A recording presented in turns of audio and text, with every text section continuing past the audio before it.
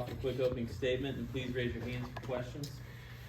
Yeah, I think just first of all, we do want to announce, Sammy Anderson will be out for the remainder of the season.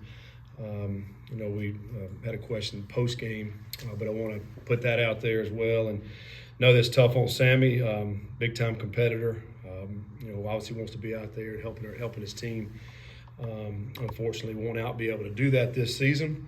And I do want us to talk, a little bit about Aaron and our medical team and our staff and how they do an outstanding job with our student athletes. And I think they have been doing their due diligence, going over everything they possibly can to figure this out for Sammy. And but unfortunately, he will not be able to continue to play. But I appreciate the work that our medical team does and how they care for our student athletes. And they always have their best interests in mind. And so we'll move on from that. And I'm sure it'll be addressed at the end of the season as far as what Sammy will be doing after that point, and we'll look at it at that point. So right now we're halfway through the season, and still a lot of ball left to be played. We've done a lot of great things throughout the season. I think mistakes that we've talked about is what's been hurting us for majority of these last 4 games. I have confidence in our team that we're able to compete and play at this level.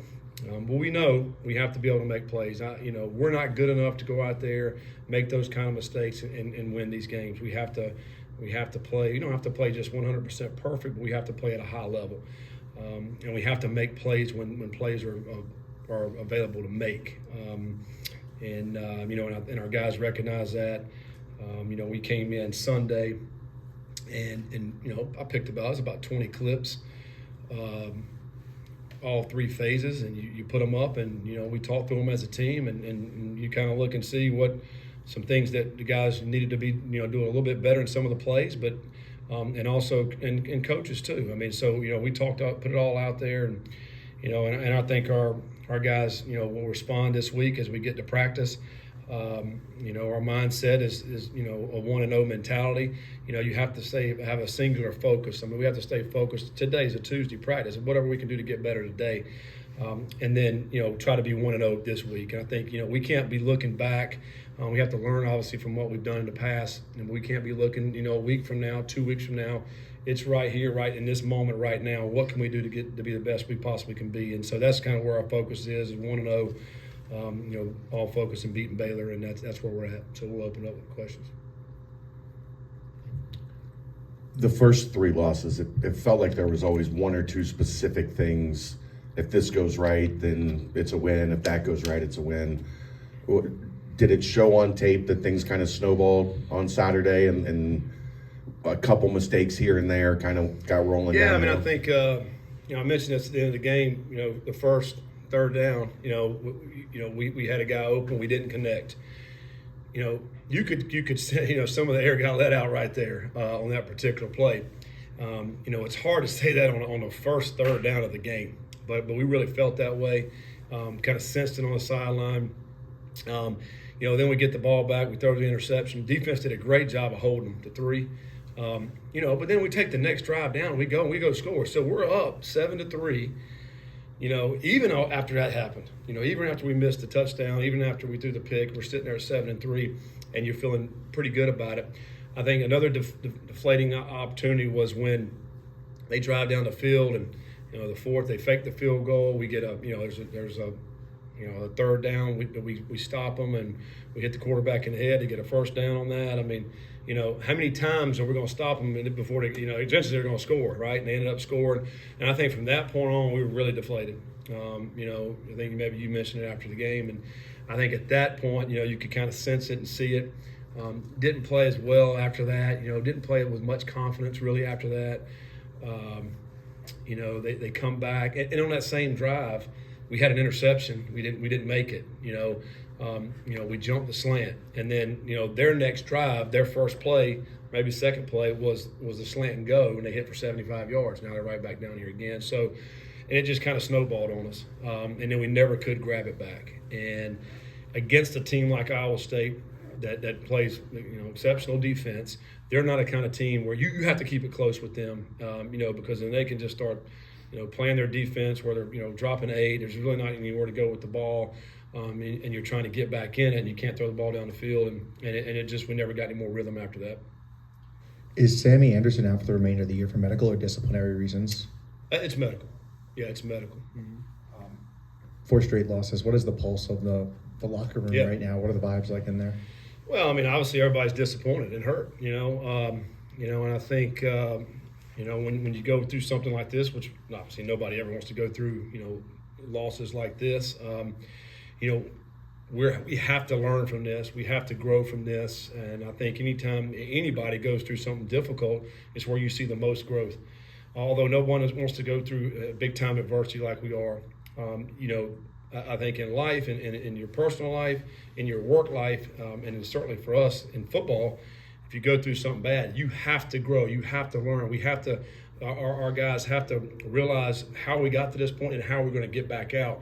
And it's through energy every day, working hard every day, and trying to find ways to get better.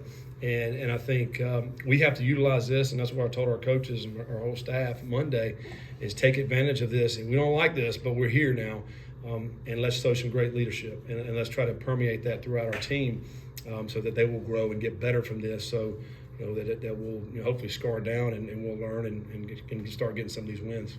Keith and Chad. I know the offensive issues aren't solely because of Emory's play. I get that. But he's had his struggles over these past 4 games, 7 interceptions during that span. Have you considered at all making a change at that spot? No, we haven't. I mean, obviously, the other guys are competing. I think Lichty is one of the guys, and we put in the game at the end, there, and give him an opportunity. I think it was 7.5 minutes to go in the game, and we really still didn't get anything generated or going.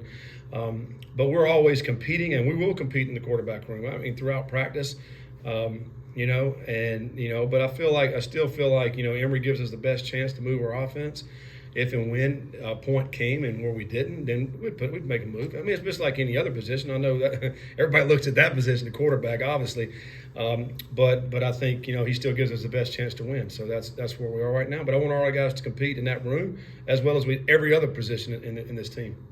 You mentioned confidence. Is that sometimes as simple as just getting a win? Yeah.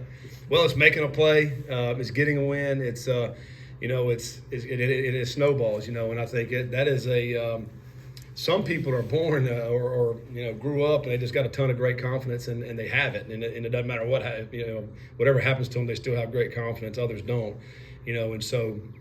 But you have to generate that. You have to generate that confidence, I think, by making plays, by doing the things that they need to be doing, but also winning. And I think obviously winning cures everything. And every how you have to find that win. But I think it's one play at a time, though. I do. It's not, hey, we got to go get this win. I think it's focusing on this play, and then let's do the best we can in this play, and then move on one play at a time. Is there something that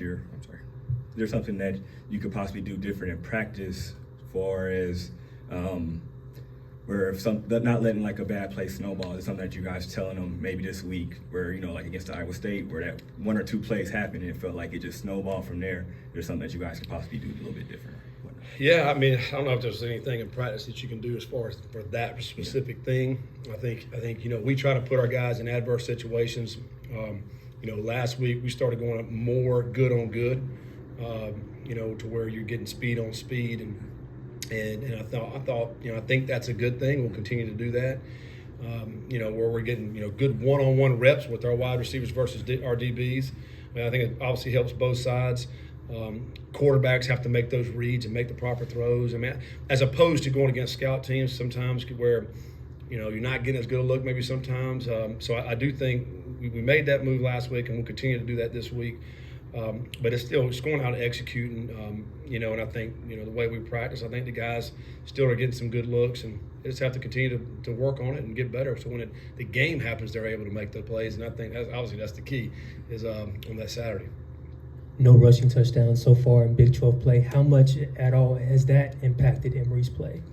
Well, we really hadn't gotten down there much, to get some rushing touchdowns. I think we were on the 5-yard line at BYU.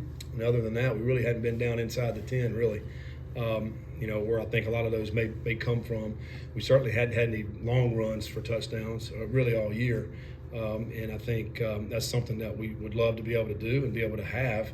I think as far as, the running game goes, we need to get our running backs going. We need to find ways to get them the ball to where they can, get those kind of yards that we need, because that keeps our offense balanced. That keeps it helps the quarterbacks, So I think we certainly need to do better in that regard, because I think the Q run stuff was good. I mean, I think that was a positive last week.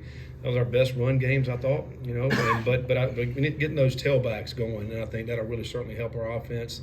And to your point, hopefully we can get some rushing touchdowns out of that position. In the transfer portal era, is locker room leadership more challenging than what you've experienced before? Because you brought in 15 guys that are playing a ton. Oh, that's a good point. I do think it's hard. I think it's hard for a guy who just gets here, who's maybe in this particular program not as vested as much as maybe somebody who's been here, 3, 4, 5 years. So, it is more difficult in that regard. I think we are trying to, find those leaders that will speak up and that will, we talked about the energy, bring the energy on game day and really for every day, practice and in the game. And it can't just come from coaches. Coaches can't just be the ones to walk in and say, "Let's go." You know what? It's got to come from the guys and that leadership aspect. And I think there is a struggle there of who feels like, man, I need to step up and be that kind of leader. But really any of them can. Any of those guys can step up and go out and lead. But I think that is a valid point. I think in this new era of football. Any thought? You can go, Chad. Any thought when you're looking at it, like maybe try a little bit more youth, maybe try a little bit more of the young guys, not necessarily quarterback or anywhere specific? No, I mean, we certainly have had those conversations. Are there some guys that we want to get in there and let's see what they can do. And I certainly think as we get a little bit toward the end, we will definitely do that. I think there's some guys, and I think maybe this question got brought up, about the red shirt, because you get 4 games with that. And some guys maybe hadn't played any or one right now, so there's going to be opportunities for the guy. I want to get them in. I want to allow them to play and see what they can do. So that certainly has been brought up. In the back. Excuse me. We're 3 games into the Big 12 era here at UC. Has there been talk amongst the team and the coaches about adjustments having to be made to the style of play in the Big 12 so far? No, I think more than anything, it's really executing at a high level. I think that's the biggest thing that we have to do. And as you look across the board, and when we're looking at these crossover games with people in the Big 12, the guys, you're making plays and they're making plays. They're executing, and I think it really comes down to that execution at a high level. Just you pick some games. I saw Kansas, Oklahoma State, I think this past weekend, and there was a lot. Kansas quarterback threw 5 touchdown passes and lost. So there's a lot of great ball that's being played out here in the Big 12, and even when you're playing really good like that, doesn't necessarily mean you're going to win. I look at West Virginia the other night. I thought they played really well and still lost. To Houston. So I mean, it's a very competitive league. You have to execute at a high level, and I'm not just talking offense. It is defense. It is kicking game. I mean, we had 2 kick returns against us this past weekend that put our defense in poor position. We're putting our defense in a bad spot. With we had an interception down on their end, 2 kick returns that came. One of them came all the way back. To their side of the field. Those are the things we got to do much better at. We can't keep putting our defense in those bad positions. And likewise, offensively, we haven't started a drive on the plus territory in, I think, 2.5 games, maybe 3. In the plus territory. So we're having to drive the length of the field. I mean, that's difficult over and over and over and over. Baylor, they've had some struggles. They obviously had the massive comeback win against UCF, but you've got to expect that's a team that is going to come in here kind of looking to right the ship. Yeah, no question. Kind of similar, really. The 2 teams, I look back, this was a team 2 years ago that won the Sugar Bowl and won 12 games, and Coach Aranda does a great job. He's an outstanding football coach.